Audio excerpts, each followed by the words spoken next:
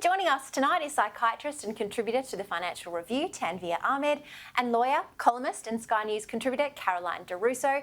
Gang, we've got a busy night ahead of us, so let's jump straight into the national broadsheet. And the headline, it's not really a big surprise, RBA's biggest hit in 20 years is the splash with a forlorn-looking Treasurer Jim Chalmers there.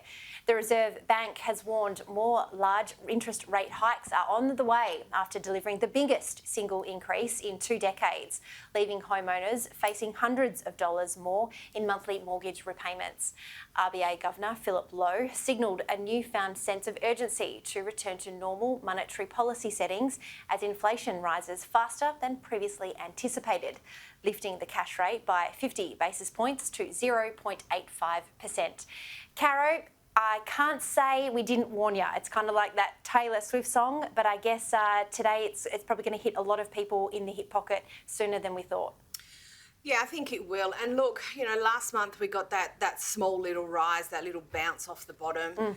Today was a little bit over what the market was expecting. I think they were expecting a max of 40 basis points and they got the full 50, which is no doubt the RBA sending a message to say that they're serious about this after obviously saying until recently that they weren't going to raise interest rates till 2024, despite there being an inflation bin fire in the US, the UK, New Zealand, and pick whichever other countries you want to have a look at elsewhere around the world.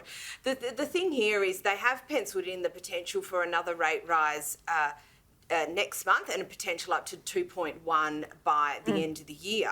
The thing is that inflation is still picking up here. We've seen it continue to rise in other parts of the world, outstrip expectations. We're behind the curve, so it is going to continue to rise here, and they are going to have to put a lid on it. And unfortunately, because they didn't get onto it early, they're going to have to use a hammer. Yeah, indeed. Tanvir, inflation is expected to peak at around 7%, which is terrifying considering that's where it's peaking at this point in time in places like the US and the UK.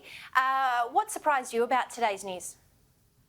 Well, I think, as Caroline was saying, it was probably a little bit higher than most people were expecting, and the markets fell as a result.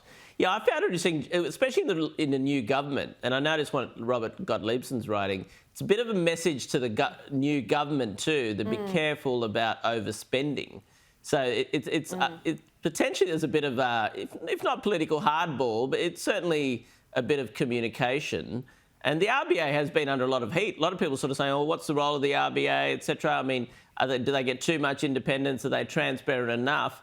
So the RBA is actually kind of flexing its muscle and kind of really showing its wares at the moment because they are under a great deal of pressure. But for the ALP, I mean, the cost of living blows just coming non-stop from every other direction. So, and there's not a huge amount they can do about it.